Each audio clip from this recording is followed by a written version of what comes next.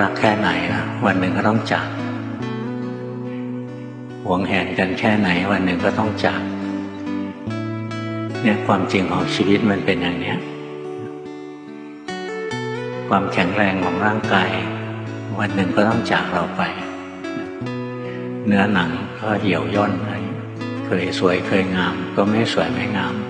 ความสวยงามก็ไม่ยั่งยืนเนี่ยค่อยดูนะชีวิตจริงๆเราจะเห็นเลยว่ามันไม่ได้มีสาระแก่นสารอะไรหรอกหรือบางทีมีลาภมีผลประโยชน์บางช่วงก็เสียผลประโยชน์